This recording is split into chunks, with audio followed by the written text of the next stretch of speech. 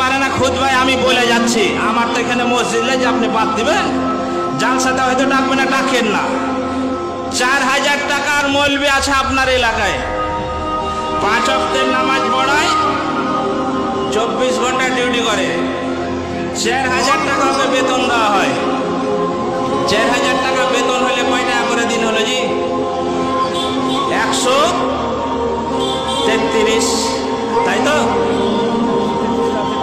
133 টাকা 33 পয়সা ওর বেতন।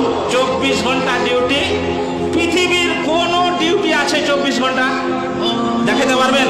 পৃথিবীর কোন ডিউটি 8 ঘন্টা, 10 ঘন্টা, 12 ঘন্টা দিয়ে তুমি চলে যাও, বলেন হয় না?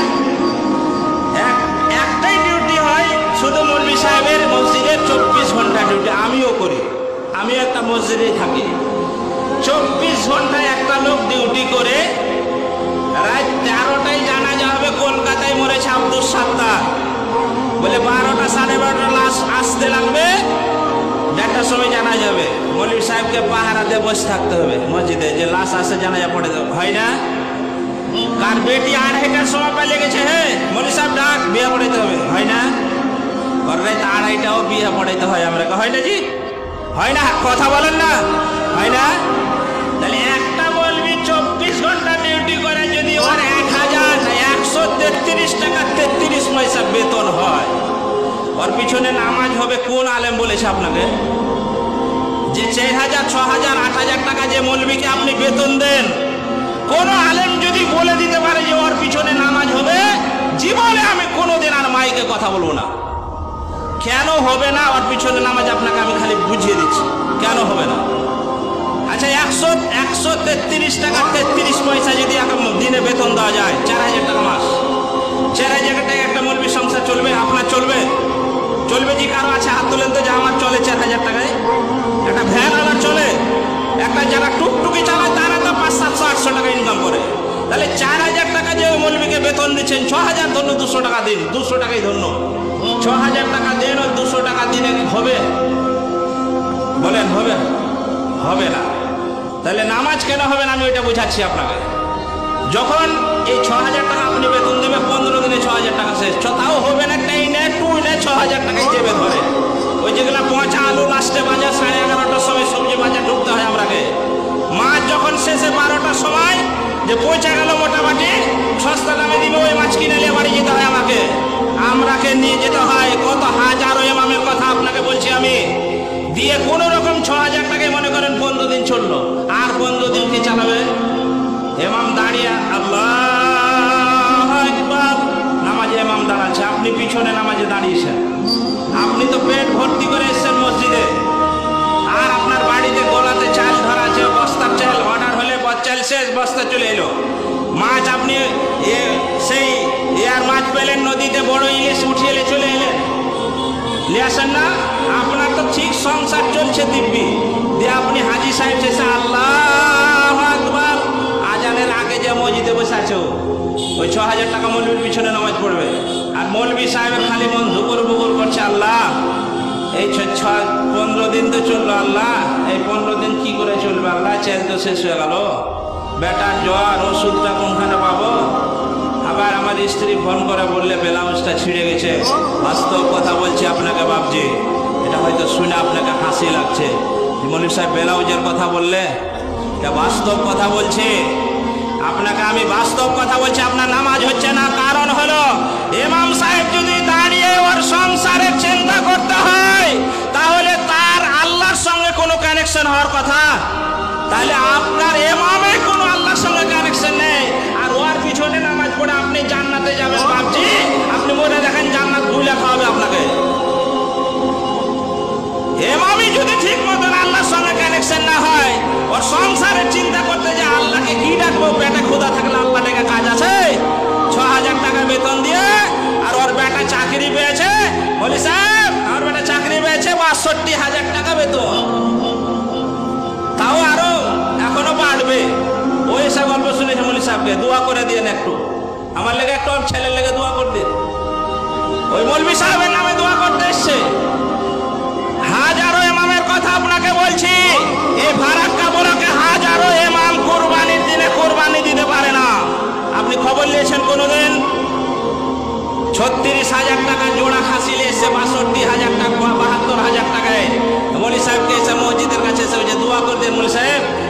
খাসি কিনেছি। বলি সাহেব জবাই করতে নামাজ পড়ে, ঈদের নামাজ পড়ে জবাই করে দিয়ে আসে। দিয়ে ওই ফকির মিসকিনকে যে মাংস দেয় ওই মাংস থেকে 2 কিলো মৌলভী সাহেবকে দিয়ে গেছে। দেওয়ার পিছনে নামাজ পড়ে ও জান্নাতে যাবে। ওহ কি রে মুসাল্লি রে, তোমার লেগে তো জান্নাত খুলে বসে আছে। কথা যদি ভুল হয় নামার পর আমাকে ধরেন, যেগুলো ভুল ভাল কথা আপনি বলছেন, আপনার নামাজ হচ্ছে না তার আমি প্রমাণ দিয়ে দিচ্ছি। প্রত্যেকটা ইমামের এই কথা। অনেক মানুষ বলে থাকে যে ইমামদের বরকত আছে, আল্লাহর বরকত, আল্লাহকে আসমান থেকে বরকত ফেলে দেয়। বরকত কথা থেকে আসছে আপনাকে আমি বলছি। আমরা যখন বাজারে ঢোকে হাজারো মানুষ আছে, বড় বাঘের যখন কাটা হয় ওজন দাম না শোধার আগেই বলে 1 কিলো আমার মেপে দাও। এরকম লোক নেই, নেই এরকম লোক। আমরা মাছের দিকে তাকাই, আমাদেরও মন আছে। আপনাকে আল্লাহর কসম করে বলছি, বাঘের মাছ যখন দেখতে পাই বাজারে ঢুকে আমারও মনটা চায় 1 কিলো নিয়ে আমার ছেলে মেয়েকে নিয়ে আমিও খেতে পারি। 1 কিলো বাঘের মাছ কিনতে গেলে 600 টাকা আমাকে লাগবে। আমার মনটা চায়, তারপরেও মনটাকে আর বুঝিয়ে দিয়ে চোখটাকে অন্যদিকে ফিরিয়ে দিয়ে বাটার মাছ সেই 250 গ্রাম কিনে আমরা বাড়িতে নিয়ে ছেলে মেয়েকে খাওয়াই। আপনার ছেলের যখন ঈদের বাজার করতে যান আপনি শত্রুপাতে ঢোকেন, আমি ফুটপাতে 300 টাকার জামা নিয়ে আমার ছেলে মেয়েকে আমি পড়াই। আর আপনি বলছেন যে ওই ইমামের পিছে নামাজ পড়ে জান্নাতে যাব। কোনোদিন কোনো মানুষ বলেছেন কোন ইমামকে যে ঈদের বাজারটা আপনি নেন 500 টাকা, আপনি ঈদের বাজার আপনার ছেলের স্ত্রীর আপনার জামা কাপড় কিনেন? বলেছেন কোনোদিন? একটা মাস রমজান মাসে 30টা দিন তারাবি পড়ায়, একদিন আপনি বাড়ি যেতে দেন না। প্রতিদিন আপনার ছেলে মেয়েকে বুকে করে নিয়ে আপনি ঘুমান। ফজরের সময় সেহরি খাওয়ার সময় আপনার ছেলে মেয়েকে তুলে নিয়ে আপনি খাওয়ান। আর একটা ইমাম সাহেব মসজিদে ওই কাঠে এই কবরের সমান জায়গাতে মৌলভীকে রেখেছেন, ওই চোখের ওপরে একা একা 2টো ডাল ভাত হয়তো দিয়ে এসেছে। অনেক দিন মসজিদে আজান হয়ে যায় ভাত আসেনি, তার প্রমাণ আপনি কত নেবেন বলেন? ভাত আসেনি, সেহরি যে খাবে আর ভাতই আসেনি। নেই এরকম। আপনার ইমামের কথা আমি বলছি। ইমামের যখন 10 টাকা মাইনা বাড়া হয়, যে 10 টাকা করে চাঁদা বাড়া হলো, চায়ের দোকানে বলবে 10 টাকা বেড়ে গেল ফের মুঠি। আর ইন্টারনেট মারার সময় কয়দিন আগে 240 টাকা করে 24 দিন দিছিল, 28 দিন দিছিল না? জিও এয়ারটেল দিছিল না 240 টাকায়? এখন দায় 240 টাকায় দায় বলেন? 349 টাকা মারতে হয়। 100 টাকা যে বাড়িয়ে দিলে এই জিও আম্বানি আর বেটার যে বিয়েতে লক্ষ কোটি কোটি টাকা খরচ করলে আপনার টাকা নিয়ে 100 টাকা যে প্রতি মাসে আপনাকে বেশি করে রিচার্জ করতে হচ্ছে, আপনি বলেন কাকে আপনি এই অভিযোগ জানাচ্ছেন? না আমি রিচার্জ করব না, দিব্যি নেট মারছেন, রিচার্জ করছেন। আর যার পিছনে নামাজ পড়ে জান্নাতে যাবেন তাকে টিপে ধরে রেখেছেন, না বেতন বাড়া যাবে না, 6000 অনেক টাকা দিচ্ছি। আসেন আপনি নামাজ পড়েন, আপনি রেখেছেন, আপনাকে ছেড়ে দিচ্ছি। আসেন আসেন আসেন, আপনি বক্তব্য করেন, আসেন। আলেমদেরকে কিছু মানুষ আছে, টাকা যদি তার মাথা খারাপ হয়ে যায়, আলেমেরা টাকা পেলে সিনেমা হল খুলবে না। আলেমদের কাছে টাকা আসলে তারা মদের বার খুলবে না, তারা হয়তো মাদ্রাসা মসজিদে কাজে লাগাবে বাবজি। আর আপনি আলেমদেরকে টাকা দিতে চান না? বলেন আপনার বিবেককে আমি প্রশ্ন করে ছেড়ে দিচ্ছি কথা। আপনার নামাজ হচ্ছে কি আপনি ভাববেন যে আপনি যে ইমাম রেখেছেন তার সংসার চলছে কি, এটা আপনার দায়িত্ব। যদি সংসার চলে আলহামদুলিল্লাহ, আর যদি এভাবে সংসার চালাতে হয় তাহলে আপনার নামাজ হচ্ছে না। এবারে আসুন, কথা যদি বলি কথা চলতেই থাকবে এরকম। কোন আলেম বলতে পারে না আজকে আমি আমার এলাকা ছেড়ে অন্য জায়গায় থাকি, বহরমপুর এলাকায় থাকি, কারণ হচ্ছে এলাকাতে বেতন দিচ্ছে না। 5000, 6000, 7000। এই কয়দিন আগে একটা মৌলবীকে শুধু না আপনাদের এই আশপাশে 4000 টাকা বেতন। ওকে আমি বললাম এই তোর মতন পাগল নেই পৃথিবীতে, তোর মতন পাগল নেবে, টুকটুকি চালাগা 500-600 টাকা ডেলি ইনকাম করতে পারবি, মানুষের গোলামি করার কোনো দরকার নেই। পারবে না জি? কিন্তু করছে। ওকে দিয়ে জানাজা পড়েছে, জানাজাটা পড়িয়ে দিই। আর মৌলবীর পিছু সারা দিন খালি খোঁজে যায়, বলে সাহেব ট্যাঙ্কিতে পানি নেই, বলে সাহেব ঝাড়ু কেন পড়ে নেই, মসজিদ খাচ খাচ করছে। আপনি ঝাড়ু দিতে পারেন না? আপনি ট্যাঙ্কিতে পানি তুলতে পারেন না? ওকে ট্যাঙ্কিতে পানি তোলার লেগে রেখেছেন। আরো আর পিছনে নামাজ পড়ে জান্নাতে যাবে বলে জানাজাটা পড়িয়ে দিও। আমি তো বলেছি হাজারো জায়গায় আমি বলে দিই, আমার মসজিদ আমি বলেছি কোন মানুষ যদি আমার পিছনে লাগেন এই খ্যাচি করেন তাহলে একটাই মার জানাজায় দাঁড়াবো আল্লাহু আকবার, একটা দোয়া পড়বো না, শুধু বলবো আল্লাহ তুই ফাটা বাটা, সারা জীবন আমাকে জ্বালালছে আল্লাহ, তুই একটা দোয়া পড়বো না, লে তুই লে বোঝে কবরে যা, তোমার তুই যা। দোয়া পড়বেই, আপনি পড়বেন। সারা জীবন যদি আপনাকে কেউ জ্বালায় আর ওর জানাজা যদি আপনাকে পড়াইতে দেয়, আপনাকে দেয়, আপনি ওর নামে দোয়া পড়বেন?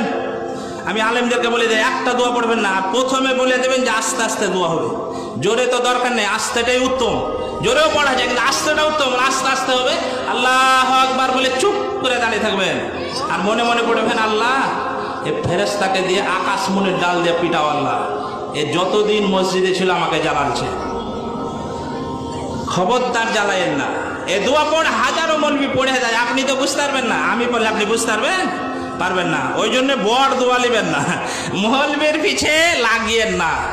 পারলে ওকে 100টা টাকা আপনি দিবেন, আপনার কমে যাবে। জি বেতন যা দিচ্ছেন 100টা টাকা আপনি দিতে পারবেন না? পারবেন।